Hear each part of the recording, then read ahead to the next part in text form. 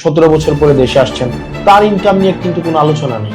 তারেক রহমানের ইনকাম কোথা থেকে আসে, এই প্রশ্নটা কেন কেউ তুলছে না? যখন হাসনাত আব্দুল্লাহ আর এনসিপির ইনকাম নিয়ে এত হইচই চলছে, এই কথাটা কে বলছে জানেন? কোনো ইউটিউবার বা কোনো সাংবাদিক নয়, বলছেন স্বয়ং হাসনাত আব্দুল্লাহ।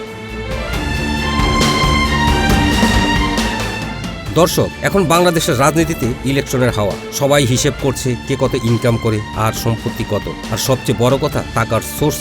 এই জায়গায় আসি তারেক রহমানের কথায়। বিএনপির চেয়ারম্যান তারেক রহমান তার এফিডেভিট দেখিয়েছেন বার্ষিক ইনকাম 7 লাখ টাকারও কম, আর মোট সম্পত্তি প্রায় 1,97 লাখ টাকা। কিন্তু প্রশ্নটা এখানেই, এই ইনকাম আসে কোথা থেকে?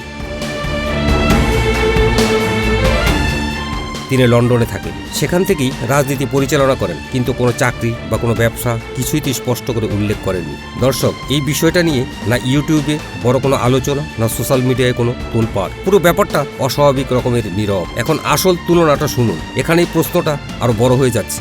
অন্যদিকে হাসনাত আব্দুল্লাহ, এনসিপির চিফ অর্গানাইজার, তিনি তার এফিডেভিটে দেখিয়েছেন বার্ষিক ইনকাম 12,50,000 টাকা, সম্পত্তি প্রায় 50 লাখ টাকা, আর প্রফেশনাল বিজনেস, মানে ইনকামের সোর্স পরিষ্কার। তবু বিএনপির প্রার্থী মঞ্জুরুল আহসান মুন্সি অভিযোগ তুললেন হাসনাত নাকি ইনকামের সোর্স ঠিকভাবে দেখাননি। বিষয়টি গেল নির্বাচন কমিশনের শুনানি হলো, আর শেষ পর্যন্ত ইসি সেই অভিযোগ খারিজ করে হাসনাত আব্দুল্লাহকে প্রার্থিতা বহাল রাখলেন। আর এখানেই আসে সবচেয়ে বড় টুইস্ট।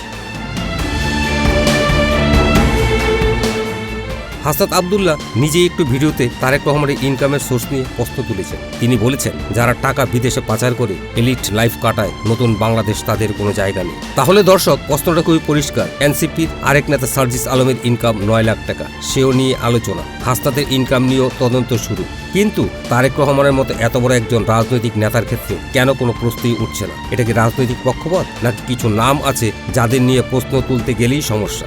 দর্শক, আপনার মতামত, তারেক রহমান ইনকামের সোর্স নিয়ে খোলাখুলি আলোচনা হওয়া উচিত কিনা কমেন্টে লিখে জানান আপনার কথা। ভিডিওটি শেয়ার করুন, আর এমন বাস্তব, সাহসী ও রাজনৈতিক আপডেট পেতে চ্যানেলটি সাবস্ক্রাইব করুন। ধন্যবাদ।